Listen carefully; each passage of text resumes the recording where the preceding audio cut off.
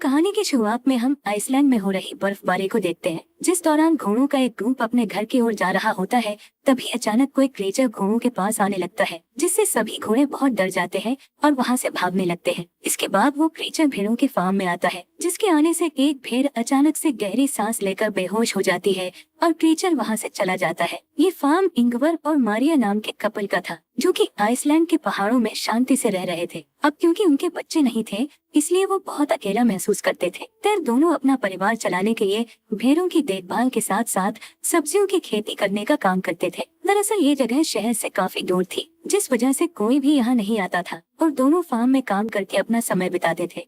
एक शाम मारिया और इंगवर अपनी प्रेग्नेंट भेड़ों की डिलीवरी में मदद करते हुए नजर आते हैं, जहाँ उन्हें पता चलता है कि बहुत सारी भेड़ों ने बच्चों को जन्म दिया है, जिससे मारिया बहुत खुश थी। लेकिन इंगवर को उनमें ज्यादा दिलचस्पी नहीं थी, क्योंकि इतनी सारी भेड़ों को पालने के लिए बहुत ज्यादा खर्चा होता था। एक दिन जब दोनों काम करके आपस में बातें कर रहे थे, तब मारिया इंगवर को अपने ट्रैक्टर में होने वाली प्रॉब्लम्स के बारे में बताती है, जिस पर वो कहता है कि उन्हें अगले सीजन से पहले ट्रैक्टर को ठीक करवाना होगा। इसी दौरान भेड़ों की शेड में उनका डॉग भौंकने लगता है, इसलिए उसे देखने के लिए दोनों शेड में आ जाते हैं। यहाँ वो देखते हैं कि डॉग एक प्रेग्नेंट भेड़ को देखकर भौंक रहा था, क्योंकि उस भेड़ का डिलीवरी का समय हो गया था। फिर मारिया और इंगवर मिलकर उस भेड़ की डिलीवरी में हेल्प करते हैं, लेकिन जब वो उस भेड़ के बच्चे को देखते हैं तो बुरी तरह शॉक हो जाते हैं। दरअसल उस भेड़ ने एक हाइब्रिड बच्चे को जन्म दिया था, जिसमें उसका सिर भेड़ का था और शरीर इंसानों वाला था। यहाँ मारिया उस बच्चे को अपने साथ घर में ले जाती है और फिर दोनों मिलकर उसकी देखभाल करने लगते हैं। अब क्योंकि उनका कोई बच्चा नहीं था,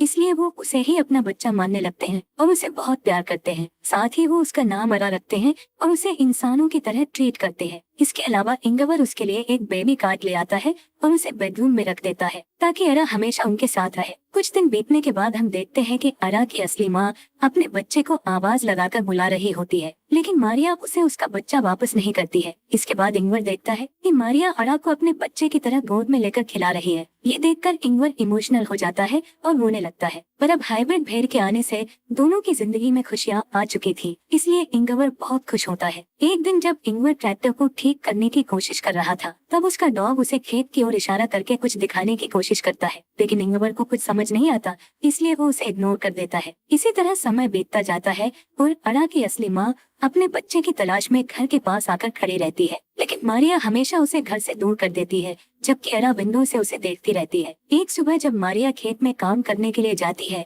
तब वो इंगवर से अरा की देखभाल करने का कहती है, पर इंगवर काम करने के लिए शेड में चला जाता है और गलती से घर के गेट को खुला छोड़ देता है। जब मारिया घर पर वापस आती है तो वो इंगवर से अरा के बारे में पूछती है, जिस पर इंगवर बताता है कि बाहर जाने से पहले मैंने उसे बेडरूम में सुला दिया था। इसलिए वो अरा को देखने बेडरूम में जाती है, लेकिन अरा बेडरूम में नहीं होती है, जिससे मारिया और इंगवर बहुत डर जाते हैं और घर के चारों तरफ उसे ढूंढने लगते हैं। यहाँ मारिया बहुत ही टेंशन में आ जाती है। तब इंगवर उसे शांत करता है और कहता है कि वो अरा को जल्द ही ढूंढ लेंगे। अब वो दोनों अरा को अपने पूरे एरिया में खोजने लगते हैं, लेकिन उन्हें कहीं पर भी वो दिखाई नहीं देती है, इसलिए थक हार कर दोनों घर की ओर जाने लगते हैं। तब उन्हें भेड़ की आवाज सुनाई देती है। मारिया उस आवाज का पीछा करती है और देखती है कि अरा की असली माँ अरा को अपने साथ बाहर लेकर आई थी। मारिया तुरंत उस भेड़ से अरा को छीन लेती है और उसे ठंड से बचाने के लिए कपड़े से ढकने लगती है, जिसके बाद वो घर जाने लगते हैं। जिस दौरान अरा की माँ उनके पीछे आने लगती है, जिससे मारिया उस पर गुस्सा होती है और उसे यहाँ से दूर जाने का कहती है।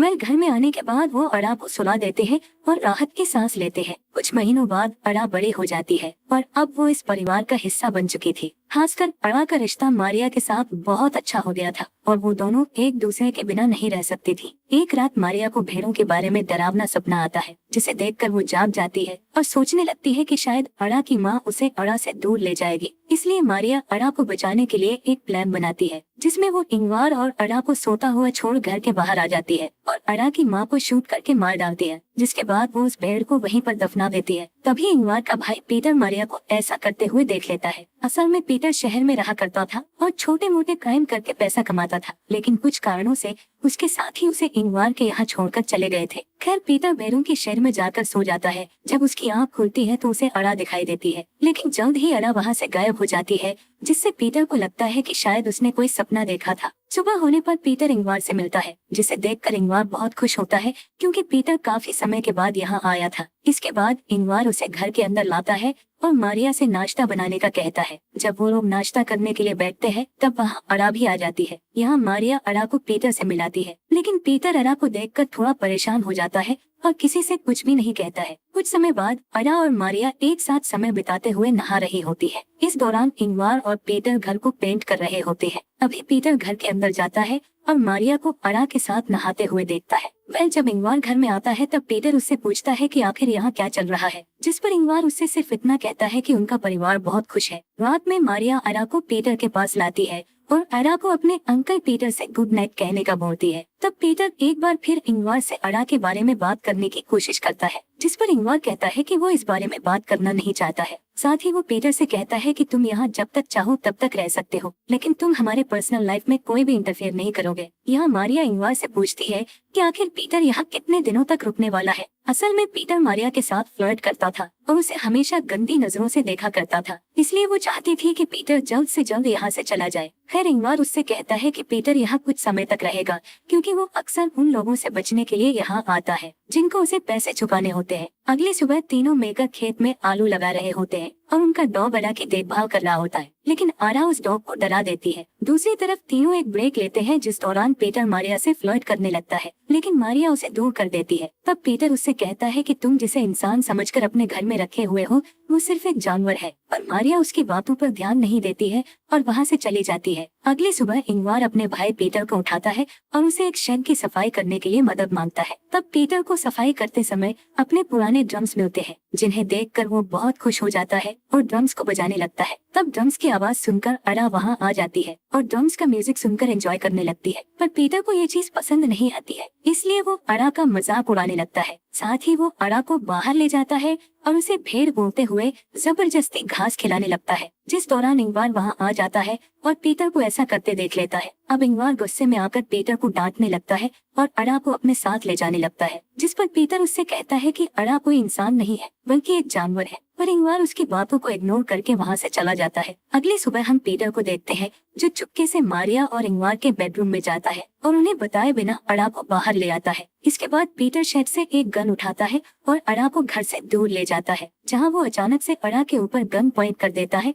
और उसे शूट करने का सोचता है, लेकिन अड़ा के मासूम चेहरे को देखकर उसका मन बदल जाता है। दूसरी तरफ मारिया उड़ जाती है और देखती है कि अड़ा रूम में नहीं है, जिससे वो टेंशन में आ जाती है और घर के आसपास उसे ढूंढने लगती है। तभी वो देखती है कि अड़ा पीटर के रूम में है, जहाँ पीटर उसे अपनी गोद में रखकर सो रहा होता है। इससे मारिया को लगता है कि पीटर ने अड़ा को एक्सेप्ट कर लिया है। खैर इसके बाद हम मारिया को शमशान में देखते हैं, जहाँ वो एक कब्र के सामने बैठकर प्रे कर रही होती है। यहाँ हमें पता चलता है कि मारिया और इंगवार की एक बेटी थी जिसका नाम अड़ा था, लेकिन किसी कारण से उनकी बेटी की मौत हो गई थी, जिससे वो दोनों काफी अकेले हो गए थे। यही वजह थी कि उन्होंने उस हाइब्रिड भेड़ के बच्चे का नाम अड़ा रखा था और वो उसे अपनी बेटी के रूप में देखने लगे थे। यहाँ इंगवार अड़ा को कहानियाँ सुनाता है, जिस दौरान उसे अपनी मरी हुई बेटी की याद आती है, जिससे वो बहुत इमोशनल हो जाता है। तब मारिया उसके पास आती है और उसे शांत करने लगती है। असल में ये दोनों अपनी बेटी की मौत का जिम्मेदार खुद को मानते थे, जिससे दोनों के बीच में काफी दूरियां भी हो गई थी। लेकिन जब से उन्हें अड़ा मिली थी तब से उन दोनों के बीच दूरियां खत्म होने लगी थी। इसके अलावा पीटर भी अब अड़ा को पसंद करने लगा था और अक्सर उसे घुमाने के लिए बाहर ले जाता था, जिससे इंगवार और मारिया भी खुश होते थे और उन्हें अच्छा लगता था कि पीटर ने उसे अपना लिया है। एक दिन पीटर अड़ा को अपने साथ मछली पकड़ने के लिए ले जाता है। तब वो अड़ा को अपने और इंगवार के बचपन के बारे में बताता है, लेकिन जब वो घर की ओर वापस जाते हैं तब रास्ते में उनका ट्रैक्टर खराब हो जाता है। यहाँ पीटर ट्रैक्टर को ठीक करने लगता है, पर उसे समझ नहीं आता है कि आखिर ट्रैक्टर में क्या प्रॉब्लम है, इसलिए वो ट्रैक्टर को वहीं छोड़ देता है और अड़ा को लेकर घर आ जाता है, जहाँ डिनर करने के बाद वो सभी टीवी में एक गेम देखते हैं, लेकिन उनकी टीम हार जाती है, जिससे उनका मूड खराब हो जाता है। इसलिए मारिया सबको खुश करने का सोचकर टीवी में पीटर के एक पुराने म्यूजिक वीडियो को चला देती है, जिससे सबका मूड अच्छा हो जाता है और वो डांस करने लगते हैं। यहाँ वो तीनों एंजॉय करते हुए ड्रिंक कर रहे थे। तब अड़ा उन्हें बिना बताए घर से बाहर आ जाती है, जहाँ वो उसी क्रीचर को देख लेती है जो कि कहानी की शुरुआत में भेड़ों के फार्म में आया था। इस क्रीचर को देखकर अड़ा घर की ओर भागती है और शेड में जाकर अपने आप को देखने लगती है। दरअसल अड़ा के मन में ये चल रहा था कि वो अपने पेरेंट्स मारिया और इंगवार की तरह क्यों नहीं दिखती है, जिससे अब उसे शक भी होने लगा था कि वो दोनों उसके असली पेरेंट्स नहीं है। खैर इधर इंगवार नशे में होने के कारण जमीन पर गिर जाता है, जिससे पीटर उसे बेडरूम में ले जाता है। तभी अड़ा भी वहाँ आ जाती है और इंगवार के साथ सोने लगती है। लेकिन अभी भी अड़ा उसी क्रीचर के बारे में सोच रही थी जिसे उसने थोड़ी देर पहले ही देखा था। इसी बीच पीटर मारिया के पास आता है और उसे टच करते हुए फ्लर्ट करने लगता है, जिस पर मारिया उसे रोकती है और दोबारा ऐसी हरकत करने से मना करती है। तब पीटर उसे ब्लैकमेल करता है कि मुझे पता है तुमने अड़ा की असली माँ को मार दिया है और अगर तुमने मेरी बात नहीं मानी तो मैं अड़ा को सब कुछ बता दूंगा। इसलिए मारिया को मजबूरी में आकर पीटर की बात माननी पड़ती है, लेकिन किसी तरह वो पीटर को एक रूम में बंद कर देती है। तब पीटर चिल्लाते हुए उससे गेट खोलने का कहता है, लेकिन मारिया उसे इग्नोर करके वहाँ से चली जाती है। अगली सुबह मारिया पीटर के पास जाती है और उसे अपने घर से चले जाने की रिक्वेस्ट करती है, जिसके लिए पीटर मान जाता है और वो उसे बस स्टॉप पर छोड़ने के लिए चली जाती है। इसी बीच इंगवार भी उठ जाता है और अपनी वाइफ और भाई को ढूंढने लगता है, लेकिन जब वो उसे नहीं मिलते तब वो अड़ा के साथ अकेले ही नाश्ता करता है और फिर उसके साथ ट्रैक्टर को लेने चला जाता है। यहाँ मारिया पीटर को ड्रॉप करके उसे बताती है कि अड़ा उनके लिए एक गॉड गिफ्ट है, जिसकी मदद से वो दोबारा अपनी अच्छी जिंदगी की शुरुआत कर सकेंगे। मारिया पीटर से नाराज होने के बावजूद भी उसे कुछ पैसे देती है और फिर अपने घर की ओर निकल जाती है। इसी बीच इंगवार अड़ा को बताता है कि अगर वो घर का रास्ता भूल जाए तो वो घर कैसे पहुंच सकती है। फिर दोनों ट्रैक्टर के पास आ जाते हैं। तब इंगवार ट्रैक्टर को सही करने लगता है, लेकिन वो ट्रैक्टर की प्रॉब्लम को सही नहीं कर पाता है, इसलिए वो अड़ा के साथ वापस घर जाने लगता है। यहाँ मारिया भी घर पर आ चुकी थी। मारिया सोचती है कि अब वो और इंगवार अड़ा के साथ शांति से रह सकेंगे, लेकिन उसे घर में कहीं भी इंगवार और अड़ा दिखाई नहीं देते। तभी उसे गोली चलने की आवाज सुनाई देती है, जिससे मारिया बहुत डर जाती है और जल्दी से फार्म की ओर भागने लगती है। यहाँ फार्म में हम देखते हैं कि उस क्रीचर ने इंगवार को गर्दन में गोली मारकर उसे मार दिया है। ये क्रीचर भी आधा इंसान और आधा भेड़ होता है, जिससे हमें पता चलता है कि ये अड़ा का असली पिता है और इसको देखने के बाद से ही अड़ा को अपने पेरेंट्स पर शक होने लगा था। खैर अब वो क्रीचर अड़ा का हाथ पकड़कर उसे अपने साथ ले जाने लगता है। तब अड़ा इंगवार के पास जाने के लिए अपने हाथ को उस क्रीचर से छुड़ाने लगती है, पर वो क्रीचर उसे पकड़कर ले जाता है और अड़ा रोते हुए इंगवार को देखती रहती है। जल्द ही मारिया वहाँ आ जाती है और इंगवार को मरा हुआ देखकर बुरी तरह रोने लगती है। अब मारिया के पास कुछ भी नहीं बचा था और वो पूरी तरह से अकेले हो गई थी। कहानी के अंत में मारिया अपनी सारी उम्मीद खोकर अपनी आंखों को बंद कर लेती है और इसी के साथ इस मूवी का यहीं पर एंड हो जाता है।